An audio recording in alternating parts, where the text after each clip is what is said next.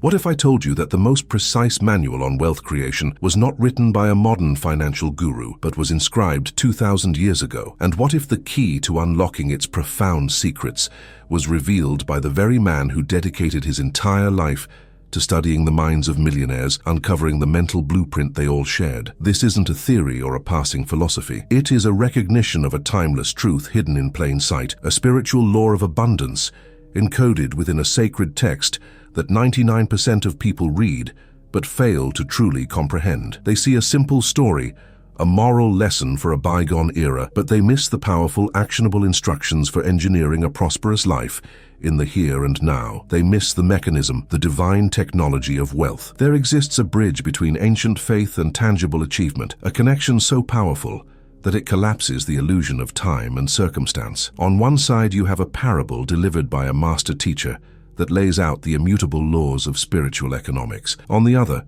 you have the meticulous lifelong research of a man tasked with a single mission: to find out what separates the titans of industry from the struggling masses. He discovered that success wasn't about background, education, or luck. It was about a specific way of thinking, a mental frequency that had to be deliberately cultivated. What he may not have realized is that the very principles he unearthed were perfect reflections of the ancient wisdom he sought to understand, translating spiritual decree into a practical system for the mind. Today, we will walk that bridge together. We will not merely read a story, we will decodify a divine blueprint. We will take this hidden truth about money, a truth that has been waiting patiently within the pages of the Bible, and we will illuminate it with the torch of modern mindset mastery. The frustration you feel, the sense that you are playing a game with rules you were never taught, ends now. For within this ancient story lies the key to reprogramming your relationship with money, unlocking a flow of abundance you have always deserved but never knew how to access. The manual is open. The decoder is here. Listen closely, for we are about to begin. Before we unlock the code, we must first acknowledge the chamber it is sealed in, the one built by years of quiet struggle. You know this place intimately. It feels like running on a treadmill, where the scenery of your life barely changes despite your constant, exhaustive motion. The paycheck arrives, a brief moment of relief, followed by the familiar cascade of debits and bills, a relentless tide that pulls your resources back out to sea. And at the end of the month, you are left standing in the same spot you were before, just a little more tired, a little more worn. You have given your time, your energy, your very life force to this effort, and yet the needle of your prosperity barely trembles. It is a silent frustration, a deep and personal paradox that you have learned to carry with grace, but which weighs on your soul. Imagine the sensation of stillness in your home late at night when the rest of the world is asleep. This is when the real accounting happens, isn't it? The silence is broken only by the soft clicks of a calculator or the glow of a banking app on your phone. It is in this profound quiet that the noise of worry becomes a roar. You know that weight on your chest when you tally the numbers and realize how thin the margin for error truly is. This is the private anxiety that you cannot share at the dinner table, the cold feeling of vulnerability that gnaws at the edges of your peace. It's a heavy cloak you wear in secret, one that makes true rest feel like a distant luxury you have yet to earn. This burden is not just your own. You feel its weight most acutely when you look into the eyes of those you love. You see your children or your partner, or think of the future you promised to build for them, and a silent question echoes in your heart. Am I doing enough? Will this struggle ever translate into the security and freedom they so deeply deserve? This is the heaviest part of the journey, the fear that your tireless work will not be enough to shield them from the same anxieties that plague you, that the legacy you leave behind will be one of effort, but not of true, lasting abundance. It is a sacred, unspoken fear that drives you, but also one that can paralyze you with its immense pressure. Do you recognize that internal monologue of scarcity? It's that quiet voice that dictates so many of your daily choices, the silent negotiator in the grocery store aisle, the hesitant finger hovering over the buy now button for something you truly need. It's the voice that says, maybe next month, or we should wait, or that's an indulgence we simply cannot afford. Each of these small decisions, these tiny acts of self-denial, are like bricks being laid in a wall around your life, a wall that is meant to protect you from financial ruin, but which inadvertently imprisons your dreams and shrinks your world day by day until you are living a life of careful survival instead of one of joyful expansion. There is a unique ache that comes when you realize that time is a currency you cannot replenish. You have invested decades of your life playing by the rules you were taught, honoring the social contract of hard work. And yet, as you look at the calendar, you feel a growing sense of urgency, a fear that the window for creating true foundational wealth is closing. You see others who seem to have figured out a secret you were never told, and you are left wondering, where did I go wrong? The frustration is immense because it feels like you've been running a marathon, only to discover the finish line keeps moving further away, and your energy to keep chasing it is beginning to fade. You followed the script, didn't you? Go to school, get a good job, work diligently, save what you can, and eventually, you will arrive at the destination of financial security. This was the promise whispered by an entire generation, the bedrock of conventional wisdom. But for so many, that promise has revealed itself to be a mirage. You have upheld your end of the bargain with unwavering commitment, only to find that the system seems designed to keep you in a state of perpetual motion, forever working for money, instead of having your money work for you. This feeling is not just disappointment. It is a form of profound disillusionment, a quiet betrayal by the very ideals you built your life around. It is that silent, corrosive thought that says, I cannot afford to make a mistake. This belief transforms your financial life from a creative endeavor into a high-stakes tightrope walk. You are so focused on not falling, on preventing loss, that you dare not leap. You cannot invest in that promising idea. You cannot take that calculated risk. You cannot pivot your career because the fear of losing what little you have accumulated is all-consuming. This defensive posture, born of necessity, becomes a mental prison. It is the very definition of the scarcity mindset, a frequency of fear that, by spiritual law, can only attract more reasons to be fearful, repelling the opportunities that require faith and boldness. And so you arrive at a place of profound weariness. It is not merely the physical exhaustion from long hours of labor, it is a spiritual fatigue, the result of carrying the immense psychological weight of financial uncertainty for years, even decades. It's the exhaustion of constantly hoping for a breakthrough that never seems to arrive, of managing anxiety as a full-time, unpaid job. It is this very weariness that makes you feel stuck, that whispers that this is just the way things are. But I am here to tell you that is a lie. That weariness is not a sign that your journey is over. It is the signal that you are ready for a new path, a new understanding, a new set of rules. So where does this cycle of struggle truly come from? It is born from a piece of advice so common, so deeply ingrained in our culture, that we have accepted it as gospel. This advice is our common enemy, not a person or a system, but an idea, the conventional wisdom of brute force. It is the well-meaning but tragically incomplete belief that the path to prosperity is paved solely with more effort and more sacrifice. It's the voice that tells you to simply work more hours, to take on that second job, to climb the corporate ladder faster and harder. It insists that the only way to get ahead is to cut back on every small pleasure, to live a life of austere discipline until you finally, hopefully, save enough to be free. But this advice only addresses the symptoms of financial scarcity. It never dares to touch the root cause. This philosophy of brute force is a recipe for survival, but it is anathema to true abundance. It treats wealth creation as a purely physical equation, where you must trade a unit of your life force for every unit of currency you acquire. This path inevitably leads to a ceiling, for you only have so much time and so much energy to give. It is the path of exhaustion. Furthermore,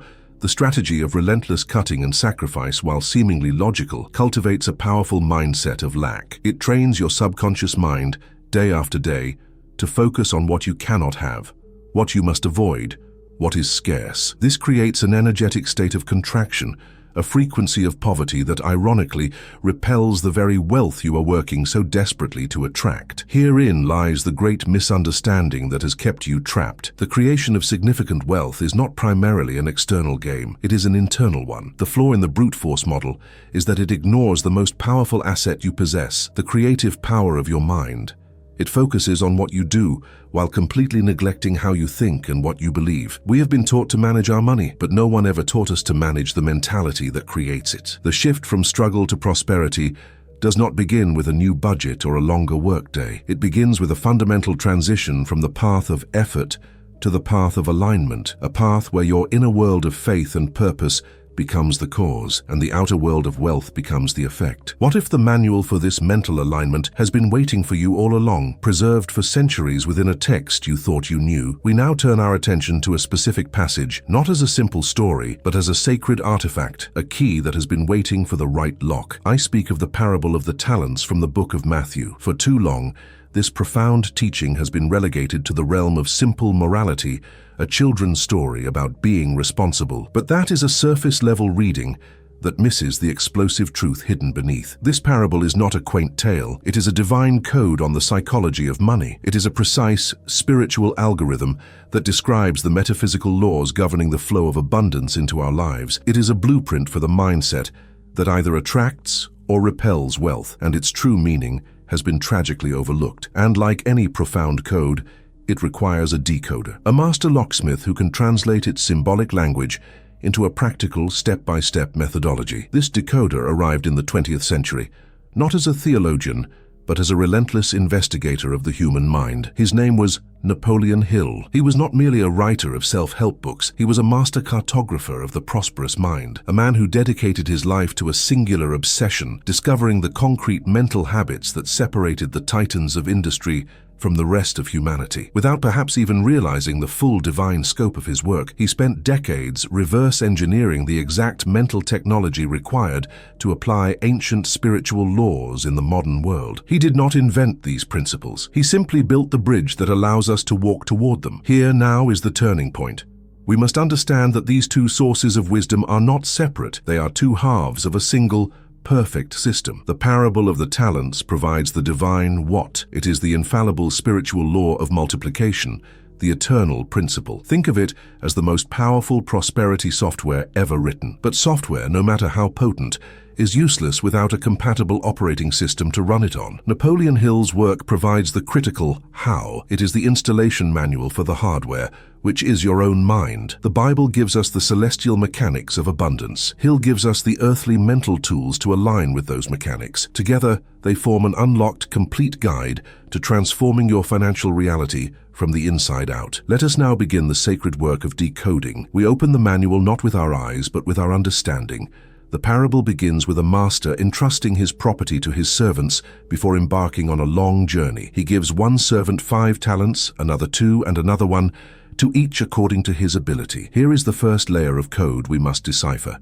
We must immediately erase from our minds the modern interpretation of the word talent as a mere skill or aptitude. In its historical context, a single talent was a unit of weight, typically of silver, representing an immense sum of money. A single talent was worth approximately 20 years of a common laborer's wages. This was not pocket money. This was a fortune. The master was not testing his servants' hobbies. He was empowering them with significant, life-altering capital. This was a test of stewardship, of mindset, of their fundamental relationship with wealth itself. The first servant did not receive a knack for singing. He received the equivalent of a multi-million-dollar seed fund in today's terms. This revelation changes everything. It elevates the story from a simple lesson in diligence to a profound discourse on the nature of divine investment. The very first principle of this sacred code is this: the journey of prosperity begins with an endowment. You are not starting from zero. You have already been funded. This is the foundational truth upon which all wealth is built. This brings us to the great secret. You right now are a recipient of what we will call divine capital. Look past the numbers in your bank account for a moment, for they are but one small measure of your true net worth. Your divine capital is the unique portfolio of assets given to you by the Creator. It is the persistent idea that keeps you awake at night, the one you've dismissed as a daydream. It is the raw energy that floods your body when you think about a subject you are passionate about. It is your innate creativity, your resilience, your unique perspective on the world, the relationships you have built, the trust people have in you. These are not trivial things. They are your talents. They are your seed fortunes. The primary error in the mindset of scarcity is the belief that one must first beg God for resources before one can begin to create. This parable teaches the opposite. It insists that the resources have already been dispersed. The test is not in the asking, it is in the recognizing. You have already been given according to your ability. This phrase is crucial. It suggests a perfectly tailored endowment, a set of resources and ideas that are uniquely suited to your divine purpose. You are not meant to multiply someone else's talents. You are designed to multiply the specific capital that has been entrusted to you. Prosperity, therefore, is not an act of acquisition, but an act of activation of what is already possessed. The 2 servants who succeeded immediately went and put his money to work. They engaged in commerce, in investment, in circulation. What was the invisible fuel for this immediate, decisive action? It was not greed. It was an unshakable belief in the value of what they had been given and in their own ability to increase it. The master's trust in them became the seed of their own self-trust. This is the precise mental state that Napoleon Hill identified as the starting point of all riches, a burning faith. It is an absolute, unwavering conviction that is so emotionally charged it becomes a spiritual force, commanding the subconscious mind to find ways and means to achieve its object. Napoleon Hill taught that faith is the head chemist of the mind. When blended with thought, it causes the subconscious mind to transmute that thought into its spiritual equivalent, which in turn finds its way to manifestation. The successful servants blended the thought of their capital with a burning faith in its potential for growth. They didn't see 5 talents of silver, they saw the potential for 10. They didn't see a risk to be feared, they saw an opportunity to be seized. This is the alchemy of wealth. It is the deliberate cultivation of a faith so profound that it makes the invisible visible and the potential actual. Without it, your divine capital remains inert, a treasure buried in the field of your own doubt. Let us use a metaphor to make this tangible. Your divine capital, your core idea, your unique energy, is a potent seed. It is perfect, whole, and contains the blueprint for an entire forest of abundance. However, a seed left on a stone shelf will never grow. It requires fertile soil. Burning faith is that soil. It is the rich, nurturing environment of absolute belief that allows the seed to germinate, to break through the surface of your current reality, and to grow into something magnificent. Doubt, fear, and insecurity are the barren stone. Faith is the living earth. The quality of your faith directly determines the magnitude of your harvest. So here is your first mental action, your first step in applying this ancient code. Tonight, before sleep claims you, conduct a sacred audit of your own divine capital. Take a pen and paper and quiet your mind. Ask yourself, what ideas have been entrusted to me? What unique energy or passion do I possess that the world needs? What skills have I honed? What relationships have I built? Do not judge or dismiss anything. List every asset, no matter how small it may seem. This is not a resume. It is an inventory of your spiritual treasury, the capital you have received. Once your list is complete, read each item aloud. After each one, make this decree with all the feeling you can muster. This is my divine capital. It was given to me on purpose and for a purpose. It is valuable, it is powerful, and I accept it now with a burning faith in its potential for multiplication. Perform this act not as a mere exercise, but as a sacred ritual of acceptance. You are consciously shifting your mind from a state of lack and petition to a state of empowered stewardship. You are acknowledging the wealth you already possess, thereby preparing the soil of your mind for a miracle of growth. This single act of recognition is the first and perhaps most critical step on the path of alignment. You are telling your subconscious mind and the universe itself that you are no longer blind to the gifts you have been given. You are reporting for duty as a faithful steward, ready to put your master's funds to work. This changes your entire energetic posture. You cease to be a beggar at the gates of abundance and become a partner in its creation. You activate the very principle that allowed the first 2 servants to double their fortune. You are waking up to the wealth that has been yours all along. Now, we must turn our gaze to the 3rd servant, for his story contains the most urgent warning in all of financial and spiritual literature. He comes before the master and delivers his excuse. I knew that you are a hard man, so I was afraid, and I went and hid your talent in the ground. See, here is what belongs to you. Notice his first declared emotion, fear. His actions were not born of laziness or rebellion or incompetence. They were born of a mind completely saturated with fear. This is a perfect and tragic portrait of the scarcity mindset. He was not playing the game of multiplication. He was playing the desperate game of not losing. His focus was entirely on the preservation of the original stake, obsessed with the risk of loss. This single mental filter, the filter of fear, made him blind to all opportunity. It paralyzed his creativity, it stifled his initiative, and it forced him into the lowest vibration action possible, hiding his potential in the darkness. This reveals the second great secret of the code. Fear is the sworn enemy of wealth. It is the spiritual force of contraction, just as faith is the force of expansion. You cannot move toward a larger life if your dominant emotional state is one of cowering in fear of losing what you have. Fear is the act of spiritually burying your own treasure. This act of burying the talent is a profound metaphor for our own lives. How many brilliant ideas have you buried under the soil of self-doubt? How much of your creative energy have you hidden away for fear of criticism or failure? How much of your financial capital, small as it may be, sits idle in a low-yield account not because of strategy, but because you are terrified of making a mistake. Each time we choose inaction over inspired action due to fear, we are reenacting the tragedy of the third servant. We are taking the divine seed money given to us by God and hiding it in the cold, dark ground of our own anxiety, where it can never, ever grow. This is where the wisdom of Napoleon Hill provides us with the ultimate antidote. Hill understood that the subconscious mind is an obedient servant that acts upon the dominant thoughts and emotions it is fed. The fearful servant was, in essence, practicing a powerful form of negative autosuggestion. His inner mantra was a litany of risk, danger, and potential loss. To reverse this, Hill prescribed the deliberate, repetitive use of positive affirmations, or what he called autosuggestion. It is the process of consciously choosing the messages you feed into your subconscious mind, especially messages that counter your deepest fears and install a new, dominant belief system. Think of your mind as a garden. For years, perhaps without realizing it, the seeds of fear, what if I fail? I'm not good enough. It's too risky, have been scattered by the winds of societal conditioning and personal experience, and they have grown into a thick thatch of weeds. Autosuggestion is the act of becoming a conscious gardener. It is the daily, deliberate practice of planting the seeds of faith, confidence,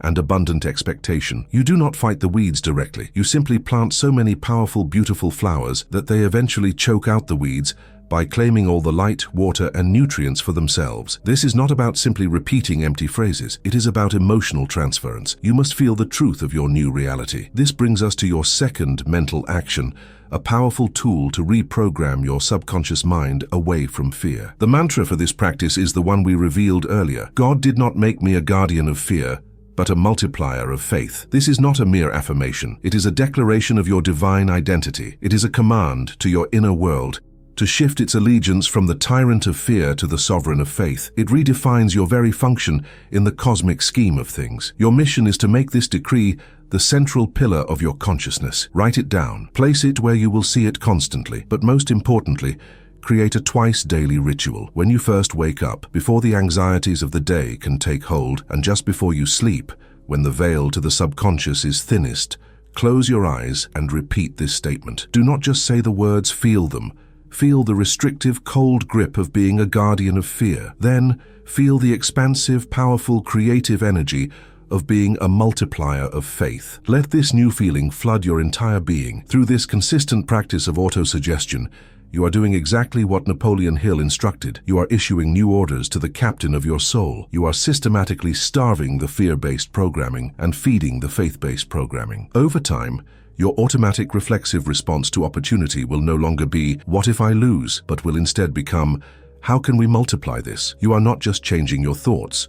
You are fundamentally rewiring your emotional home base, transforming your inner world from a barren field of anxiety into a fertile garden for abundance. This is the practical work of becoming the person who is ready to receive more. Now we arrive at the final and most misunderstood part of the parable. The master takes the single talent from the fearful servant and gives it to the one who has 10. He then utters the chilling phrase, "For to everyone who has, more will be given, and he will have an abundance. But from the one who has not, even what he has will be taken away." For centuries, this has been misinterpreted as a divine endorsement of inequality, a cosmic law that favors the rich. But this is a profound misunderstanding. The master is not stating a personal preference. He is describing an impersonal, immutable law of the universe, the law of active use. The phrase, "he who has," does not mean he who possesses the most money. In the context of the parable, it means he who has momentum. It means he who has put his resources into circulation. The servants who multiplied their talents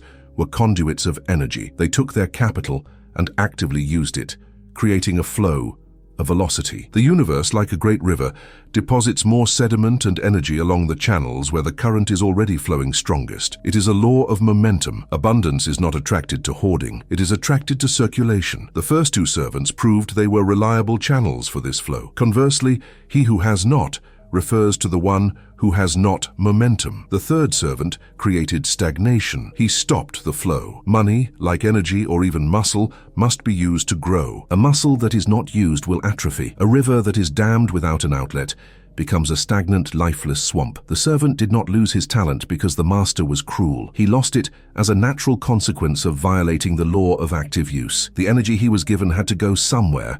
It could not remain stagnant, so it flowed, by law, to the place where energy was already in active, productive motion. Wealth abhors a standstill. This is where Napoleon Hill's cornerstone principle of a definite major purpose becomes absolutely essential. What gives a person the courage and the vision to put their capital into active use? A purpose, a clear, compelling, emotionally charged reason why. Without a purpose, money is just a tool for survival, something to be hoarded in a bank account for a rainy day. Its primary function is to provide a fragile sense of security. But with a definite major purpose, money is transformed. It becomes fuel.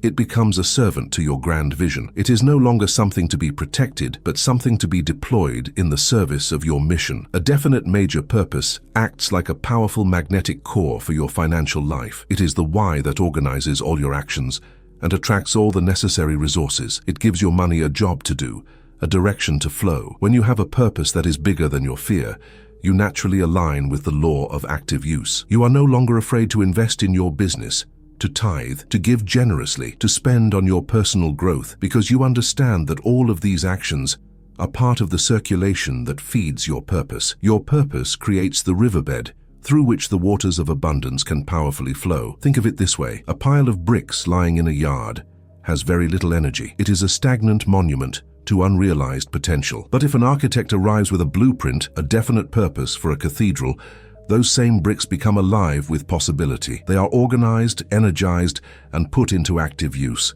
They create momentum. A definite major purpose is the architectural blueprint for your life of abundance. It tells every dollar you have and every dollar that is coming to you exactly where to go and what to become. It turns the stagnant swamp of fear-based hoarding into a mighty river of purpose-driven circulation. This leads us to your third and final mental action. This is the act of becoming the architect. Your task is not to pray for more bricks. Your task is to draw the blueprint for the cathedral. Tonight, I want you to ask yourself a question of profound importance. What is the definite major purpose for which I desire wealth?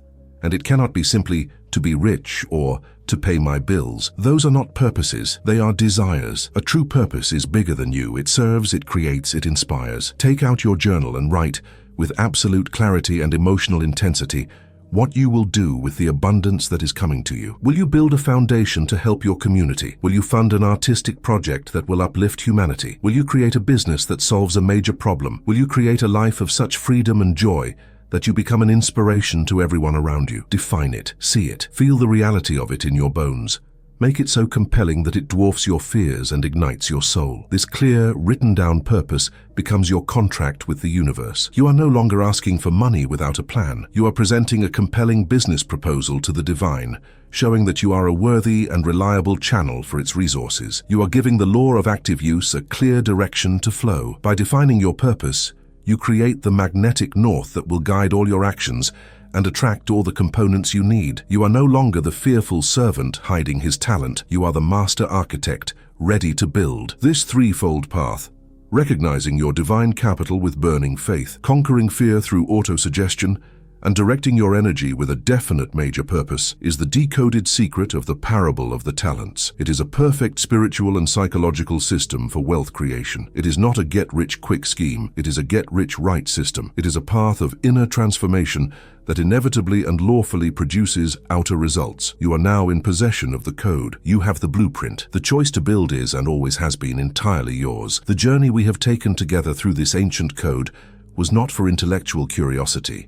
It was for a profound and permanent transformation of identity. You began this journey feeling the quiet desperation of the fearful servant, a person bound by circumstance, haunted by scarcity, and wearied by a lifetime of effort that yielded too little. But you now stand at a threshold, armed with a liberating truth. The identity of the fearful servant is no longer yours to claim, for you have been shown your true nature, that of a faithful and prosperous steward, a trusted partner of the divine, endowed with all the capital you need to begin the sacred work of multiplication. This is not something you have to earn. It is a reality you must choose to accept. Imagine for a moment what your life feels like from this new identity. Picture yourself making financial decisions not from a place of clutching anxiety, but from a place of calm, inspired confidence. The knot in your stomach is gone, replaced by a quiet certainty. You look at your resources, not as a dwindling pile to be protected, but as a dynamic stream of energy to be directed with wisdom and purpose. The late-night sessions with a calculator, filled with dread,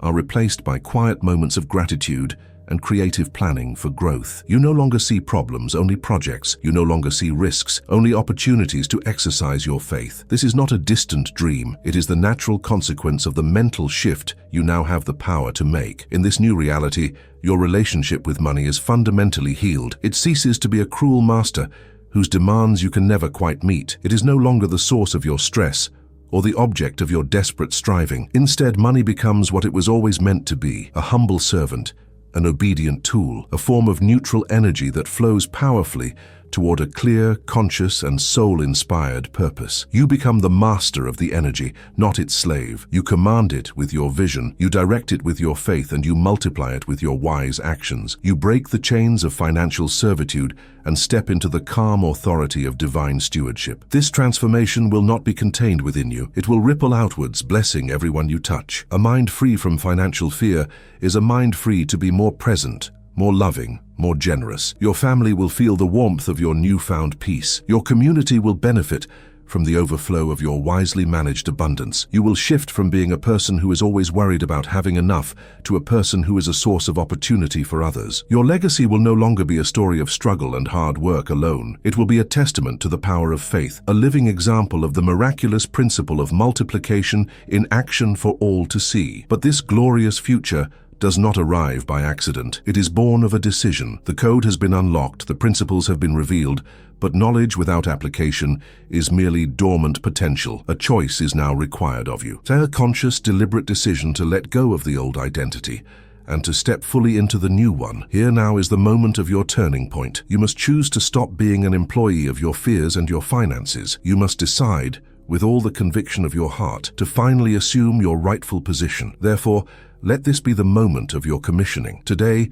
you will not go to sleep as a servant to money. You will not carry the weight of the world on your shoulders alone. Tonight, you will consciously and deliberately assume your true position as a co-creator with God in the generation of abundance. You are a junior partner in the most successful enterprise in the universe. Your role is not to worry or to hoard, but to receive the divine capital with gratitude and to actively, joyfully put it to work according to the grand purpose that has been placed in your heart. So I invite you now, in this sacred moment of clarity, to perform your first act as a prosperous steward. Find a symbol of the talent you possess. It could be a dollar bill in your wallet, the written summary of your great idea, or simply your own two hands that you will use to build your vision. Hold it, look at it, and recognize it for what it is, divine capital. And then make this decree, not as a hopeful wish, but as a statement of fact, a command to your soul and to the universe. Say these words aloud or in the quiet of your heart. From this moment on, my only function is to multiply. Let that decree settle into the very marrow of your bones. Let it be the new prime directive for your subconscious mind, the mission statement that governs your days. The age of fear is over. The era of stagnation is finished.